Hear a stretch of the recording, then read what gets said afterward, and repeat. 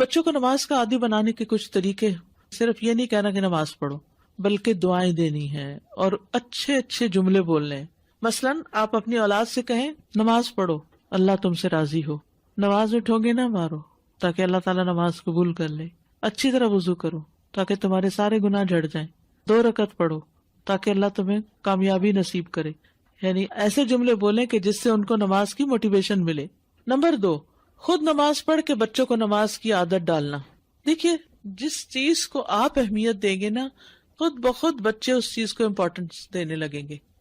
وہ ماں باپ کو خاموشی سے آبزرو کرتے رہتے ہیں کہ ماں کس بات پہ روتی ہے، کیا چیز اس کی زندگی میں بہت امپورٹنٹ ہے، باپ کس چیز کو زیادہ وقت دیتا ہے، وہ کس کام میں زیادہ لگا رہتا ہے۔ تو یہ لفظوں کی تبلیغ نہیں، یہ عمل کی تبلیغ ہے۔ اگر بچہ دیکھ رہا ہے کہ اذان ہوئی اور ماں اٹھ ہی نہیں رہی، لیکن اس کو کہہ رہی ہے جاؤ مسجد، جاؤ نماز پڑھو، کتنا اثر ہوگا پھر۔ اور اگر وہ دیکھ رہا ہے کہ اذان ہوئی ہے، ماں نے وضو کیا، ماں نماز میں کھڑی ہو گئی ہے، تو آپ کے نماز میں کھڑے ہونے کا اس پہ اثر کیا پڑ رہا ہے؟ خاموشی سے میں نہیں پڑھ رہا، اس کو گلٹ آنے لگے گی۔ پھر آپ سلام پھیر کے اس کو کہتے تم نے پڑھ لی نماز؟ نہیں، میں ابھی جاتا ہوں، ریئیکشن اور ہوگا۔ پھر اسی طرح دعائیں دیں ان کو، یا اللہ میرے بچے کو ان نماز پڑھنے والوں میں سے بنا دے جو اس سے لذت حاصل کرتے ہیں، یا اللہ میرے بچے کی نماز کو اس کی آنکھوں کی ٹھنڈک بنا دے۔ ہر وہ چیز جس کا ہمیں مزہ آتا ہے ہم شیئر کرتے ہیں نا بچوں سے، تو بچوں سے شیئر کریں۔ نماز پڑھنے کے بعد کہ نماز پڑھ کے سکون ہی آ گیا، دل کو قرار آ گیا ہے، ساری تھکاوٹ اتر گئی ہے۔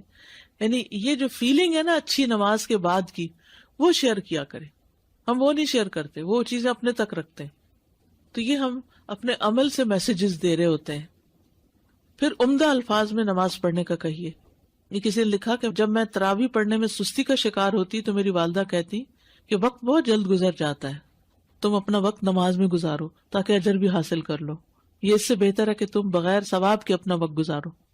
یعنی یہ آدھا گھنٹہ تو ویسے ہی گزر جانا ہے، اگر نماز میں گزر جائے تو کتنا اچھا ہے۔ پھر نماز کی اہمیت بتانا، اپنی ذمہ داری کا بتانا۔ یہ کہتے ہیں کہ ایک دفعہ میں نے اپنے 10 سال کے بیٹے کو نماز کا حکم دیا تو اس نے غصے سے کہا ابا جان کیا یہ آپ کی نماز ہے یا میری نماز ہے؟ اس کا مطلب یہ تھا مجھے میرے حال پہ چھوڑ دو۔ وہ کہتے ہیں کہ میں مسکرایا اور میں نے اس کے غصے کو برداشت کیا اور اس سے کہا جاؤ قرآن لے کر آؤ۔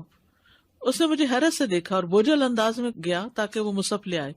میں نے اس سے مصحف لیا، اس کا شکریہ ادا کیا اور اللہ کا یہ حکم کھولا وَأْمُرْ أَهْلَكَ بِالصَّلَاةِ وَاصْطَبِرْ عَلَيْهَا لَا نَسْأَلُكَ رِزْقًا نَحْنُ نَرْزُقُكَ وَالْعَاقِبَةُ لِلتَّقْوَىٰ، اور اپنے گھر والوں کو نماز کا حکم دو اور اس پر خوب پابند رہو، ہم تم سے کسی رزق کا مطالبہ نہیں کرتے، ہم ہی تمہیں رزق دیں گے اور اچھا انجام تقویٰ کا ہے۔